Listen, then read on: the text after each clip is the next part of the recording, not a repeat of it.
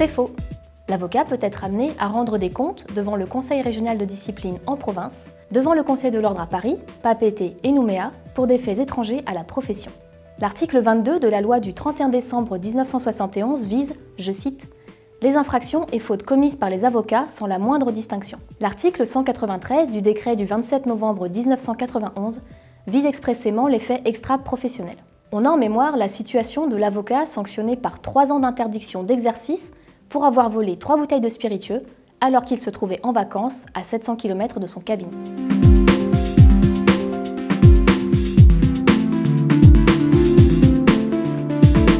C'est vrai, pour relever de la juridiction disciplinaire, il faut être déjà avocat au moment où se sont produits les faits poursuivis.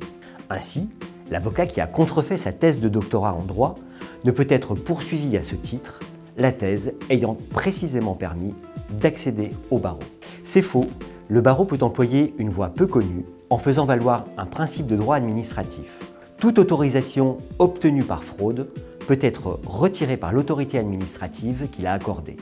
Statuant en matière administrative, le Conseil de l'ordre peut prononcer le retrait de l'inscription après avoir entendu l'avocat.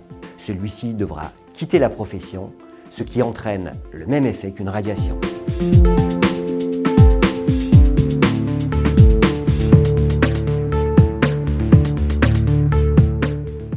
C'est vrai et faux. La loi d'amnistie couvre les faits commis avant le 17 mai 2002. Toutefois, cette loi, comme les précédentes, a soin d'écarter de son champ d'application les faits contraires à l'honneur, à la probité et aux bonnes mœurs.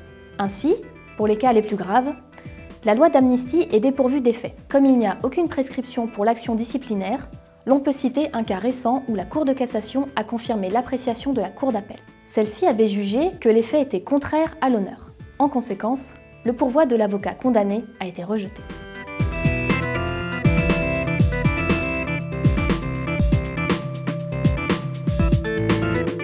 C'est faux. La juridiction disciplinaire a condamné un avocat qui, pour chaque dossier d'aide juridictionnelle, exigeait de recevoir un carnet de timbres postaux. Il a été jugé que cette exigence était un manquement à la délicatesse et à la probité.